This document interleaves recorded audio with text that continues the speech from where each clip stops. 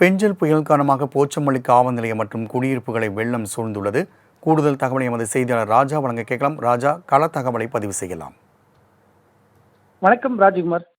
Pochampalli bench புயல் காரணமாக போச்சம்பள்ளி நான்கு வழி சாலையில் ரோட், காவல் நிலையம், ஊராட்சி மன்ற அலுவலகங்கள் மழை சூழ்ந்து சாலையிலேயே போக்குவரத்து இன்றி மக்கள் தவிப்பு. கிருஷ்ணகிரி மாவட்டம் போச்சம்பள்ளி பருவமழை கடந்த சில நாட்களாக பெய்து வரும் நிலையில் இன்று இரவு பெய்த கனமழையினால் கோனேரி ஏரி நிரம்பி போச்சம்பள்ளி 4 ரோடு சாலையில் கடைகள், காவல் நிலையம், ஊராட்சி மன்றம் அலுவலகம் மழைநீர் சூழ்ந்து உள்ளது. பகுதிகளில் அதேபோல ஏத்தாம்பட்டி, மடத்தனூர், ஓலப்பட்டி, சிப்காட் வளாகம் ஆகிய பகுதிகளில் மழைநீர் வயல், ஏரி மற்றும் குளங்கள், போச்சம்பள்ளி கடைவீதிகள் மற்றும் காவல் நிலையம் இதில் தண்ணீர் தேங்கி போச்சம்பள்ளி கடைவீதி பகுதிகளில் தண்ணீர் சூழ்ந்து உள்ளது.